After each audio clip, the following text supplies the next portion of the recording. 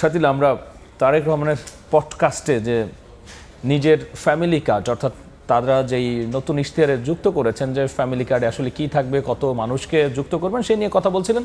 তার আগে কিন্তু তার নির্বাচনী প্রচারণা নিয়ে আমরা রিপোর্টও দেখছিলাম। সামগ্রিকভাবে উত্তরবঙ্গে তার প্রচারণা নিয়ে যদি আলোচনায় আসে।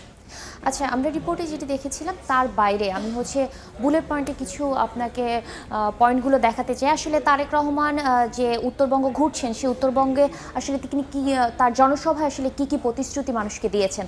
তার সরকার যদি ক্ষমতায় আসতে পারে, অর্থাৎ বিএনপি যদি ভোটে জিতে আসে, তাহলে তিনি ওয়াদা করেছেন যে সুদসহ 10,000 টাকা কৃষি ঋণ কৃষকদের জন্য মওকুফ করে দেবেন। এবং এর আওতায় কিন্তু আমরা একটি বিশাল জনগোষ্ঠীর মানুষকে তিনি একত্র করতে চাচ্ছেন। তো তার জনসভার যে এই যে প্রতিশ্রুতিটা, এই প্রতিশ্রুতির কিন্তু ভুক্তভোগী অনেক। সেই জায়গা থেকে দেখতে গেলে তিনি উত্তরবঙ্গের মানুষের জন্য, যেটি উত্তরবঙ্গের মানুষের দীর্ঘ দিনের একটি আকাঙ্ক্ষা, সেটা হচ্ছে পদ্মা ব্যারেজ নির্মাণ। কারণ উত্তরবঙ্গের যে কৃষি আবাদ বা সার্বিক যে জনজীবন, সেই জনজীবনের জন্য এই যে পদ্মা ব্যারেজ কত গুরুত্বপূর্ণ আসলে এই ছোট আলোচনায় বোঝানো সম্ভব না। তো তাদের মনের যে কথাটা, অর্থাৎ তাদের প্রাণের যে দাবি, সেই দাবির কিন্তু তিনি প্রতিশ্রুতি দিয়েছেন যে বিএনপি যদি ক্ষমতায় আসে পদ্মা ব্যারেজ নির্মাণ করবেন। আরেকটি বিষয় তিনি বলেছেন, সেটি একদম নির্বাচন কেন্দ্রিক। নির্বাচনে একটি বিশেষ মহল ষড়যন্ত্র করছে। এই যে ষড়যন্ত্র করছে, এই ষড়যন্ত্রের বিষয়গুলো কিন্তু তিনি জনসভাগুলোতে বারবার বলে আসছেন। এবারও কিন্তু আজকের যে জনসভায় তিনি অংশ নিয়েছেন, সেখানেও কিন্তু তিনি উল্লেখ করেছেন যে একটি মহল ষড়যন্ত্র চালিয়ে যাচ্ছে। শেরপুরের ঘটনাকে ইঙ্গিত করে বলেছেন। সেই ষড়যন্ত্রের এটা কিন্তু তিনি বিস্তারিত বলেননি, কিন্তু তিনি মোটা দাগে যে কথাটি বলেছেন, যারা ষড়যন্ত্র করছে তারা আগের বিগত যে সরকার তাদের সঙ্গে একত্রে ছিল।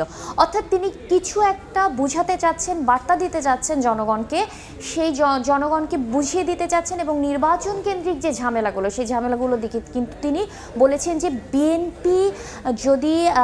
বিএনপি আসলে সরকার যদি চেষ্টা করে নিরপেক্ষ তদন্তের জন্য, সেই নিরপেক্ষ তদন্ত কিন্তু বিএনপি সহযোগিতা করবে। সেই ক্ষেত্রে সাথে আমরা যদি তারেক রহমানের প্রথম পডকাস্টে যে আমরা দেখলাম, এবং সেই জায়গাটায় তিনি স্পেসিফিক্যালি ফ্যামিলি কার্ডের কোন কোন বিষয়গুলো তুলে ধরলেন। আচ্ছা, ফ্যামিলি কার্ডের বিষয়টা একটু আসি রাব্বি। সেটি হচ্ছে যে ফ্যামিলি কার্ডে তিনি এবার প্রথম দিন কিন্তু এই পডকাস্টটি করলেন, একটি নতুন ধরনের প্রচারণের স্টাইল কিন্তু তিনি নিয়ে এসেছেন। সেই জায়গায় তিনি বলেছেন নিম্ন মধ্যবিত্ত এবং দরিদ্র যে নারীরা, তিনি বলেছেন মা এবং গৃহিণীরা এই ফ্যামিলি কার্ড পাবে।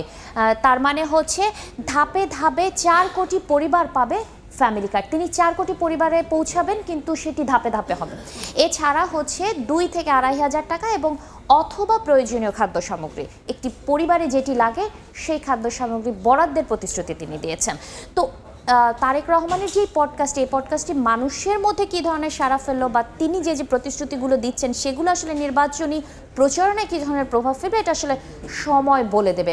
রাব্বি, সেটি হচ্ছে যে আমরা বিএনপির প্রচারণাগুলো দেখলাম, আমরা চলে যাব একটু অন্য দলের প্রচারণা। আমরা প্রথমেই যেতে চাই, সেটি হচ্ছে রাজধানীতে জামাতের প্রচারণায় অংশ নিয়েছিলেন জামাতের আমির, সেখানকার একটি রিপোর্ট আমরা দেখে আসতে চাই আগে।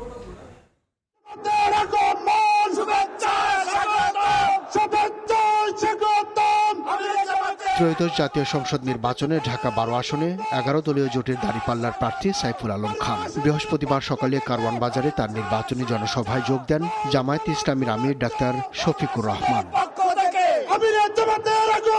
সভায় বক্তব্যে তিনি বলেন, দেশে আর কাউকে চাঁদাবাজি করতে দেওয়া হবে না। দুর্নীতিতে চ্যাম্পিয়নের সময় জামায়াতের 2 মন্ত্রী কেন পদত্যাগ করেনি বিএনপি চেয়ারম্যান তারেক রহমানের এমন প্রশ্নেরও জবাব দেন ডাক্তার শফিকুর রহমান। 2-1 নেতা এখন বলছেন, ঠিক আছে আমরা এত অসৎ ছিলাম, আপনারা এত সৎ ছিলেন, তো ছেড়ে গেলেন না কেন? আমরা ছেড়ে যাইনি এই কারণে, অন্তত 3টা মন্ত্রণালয় বেঁচে যা, দুর্নীতির হাত থেকে রক্ষা পা, কিছু একটা ঠিকানা মানুষ পেয়ে যা, এবং বাংলাদেশের মানুষের মনে আস্থা তৈরি হোক। শেরপুরের নির্বাচনী সংঘাতে জামাত নেতার মৃত্যুর ঘটনায় তিনি বলেন, দেশের জন্য জীবন দিলেও জনগণের অধিকার হরণ হতে দেবে না জামাত। যারা আজকে আমাদের সহকর্মীদের গায়ে হাত দিচ্ছেন, তাদের প্রতি অনুরোধ, ভাই এখন তো ভরা মাঘ মাস, শীত একটু কম হলেও এখনো যদি মাথা গরম হয়ে যায়, চৈত্র মাসে কি করবে? আমরা পরিষ্কার ঘোষণা করতে চাই, প্রয়োজনে দেশের জন্য জীবন দিব, কিন্তু জনগণের অধিকার কাউকে কেড়ে নিতে দেব না। এদিন বিকেলে ঢাকা 14 ও 16 দুটি আসনের নির্বাচনী সমাবেশে বক্তব্য দেন জামাত আমির। সেখানে দলটির নারী সদস্যরাও অংশ নেন। বলেন, ফ্যামিলি কার্ড ও নারী নির্যাতন একসঙ্গে চলতে পারে না। জামাত ক্ষমতায় এলে ঘরে বাইরে কর্মস্থলে নারীদের নিরাপত্তা নিশ্চিত করারও প্রতিশ্রুতি দেন আমির। আপনি এক হাতে ফ্যামিলি কার্ড, আরেক হাতে আমার মায়ের গায়ে হাত, এই দুইটা আমরা দেখতে চাই না। মারা মিছিল করে আপনাদের কারো কাছে ফ্যামিলি কার্ড চায় না। এই মারা ইজ্জতের সাথে বাঁচতে চায়। রাখেন আপনার ফ্যামিলি কার্ড। আমার মায়ের ইজ্জতের বিনিময়ে কখনোই ফ্যামিলি কার্ড হতে পারে না। সন্ধ্যায় বনানী মাঠে ঢাকা 17 আসনে দাঁড়িপাল্লার প্রার্থীর পক্ষেও নির্বাচনী সমাবেশে বক্তব্য দেন জামায়াতের আমির। সেখানে তিনি বলেন, প্রতি বছর দলটির সংসদ সদস্য ও তার পরিবারের সদস্যরা আর্থিক হিসাব জমা দেবে। আব্দুল্লাহ শাফি, সময় সংবাদ, ঢাকা। আমরা যেমনটি দেখছিলাম রাব্বি, সেটি হচ্ছে যে রাজধানীতে বিভিন্ন জনসভা আসলে যোগ দিয়েছিলেন জামাতের আমির, এবং জামাতের আমির বিভিন্ন কথা বলেছেন, সেইগুলো দেখছিলাম।